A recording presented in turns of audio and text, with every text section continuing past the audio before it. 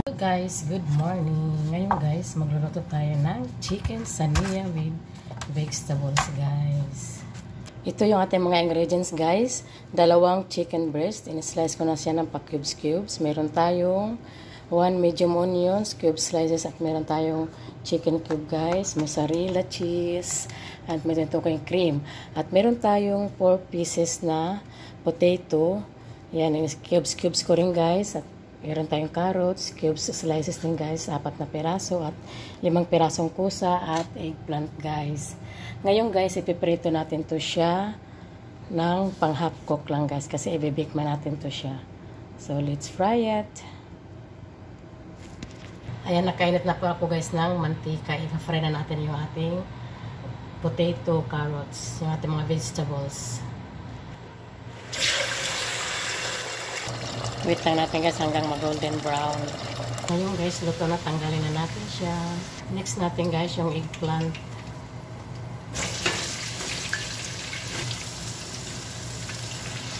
Ayan, luto na siya. Tanggalin na natin siya guys.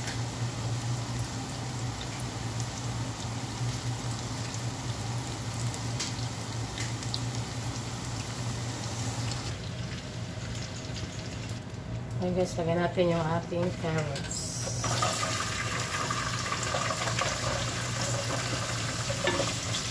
At yung ating pusa. Sabay na.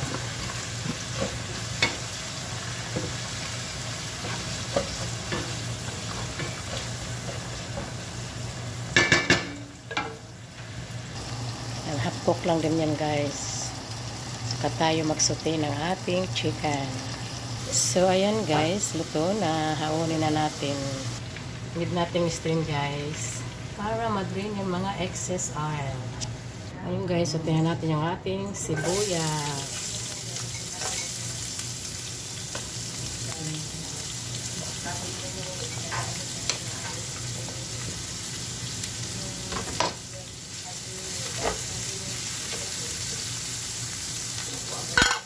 Next, lagyan natin guys ng garlic.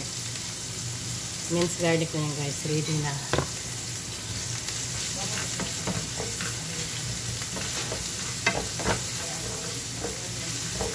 Tapos next natin guys yung ating chicken.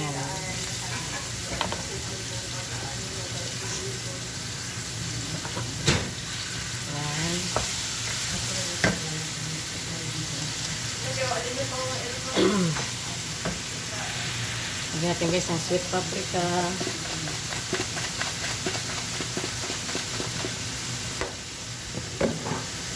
Lagyan natin ng Arabic spices guys.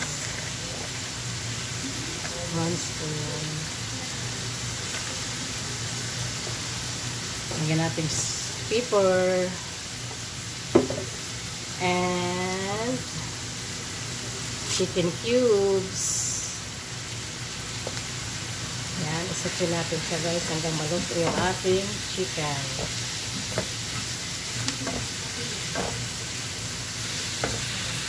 Now, lagyan natin guys yung ating bell pepper. 1 bell pepper siya guys.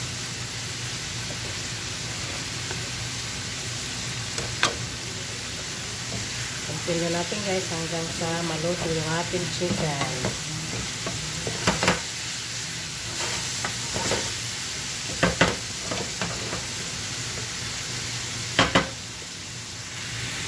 Ngayon guys, lagyan natin siya ng cooking cream. Half of cooking cream.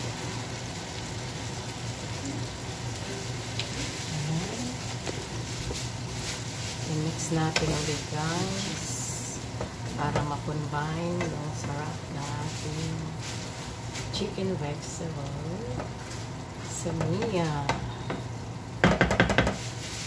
Tikman natin guys kung tama lang yung lasa.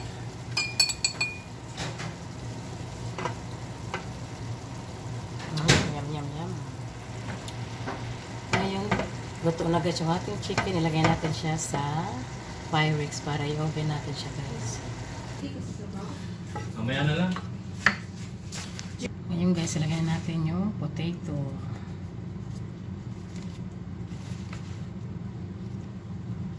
Tapos yung ating carrots at kusa.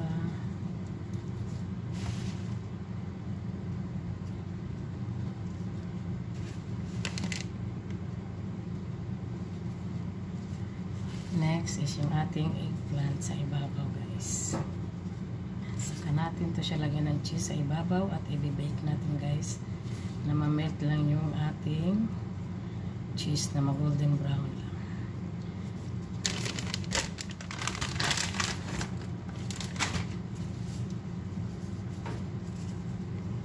So, ready to bake na to, guys. So, ayan, guys. Luto na yung ating chicken sania with vegetables. Ayan na, guys. Luto na yung ating chicken sania. Ready to eat na, guys. It's so yummy. Yummy na, guys. Try to cook this, guys, with your family at sa mga party-party, guys. Pwede to, guys. Madali lang siyang lutuin. Thank you for your support. Please don't forget to like and follow me and subscribe, guys. Bye. Love you and God bless us all.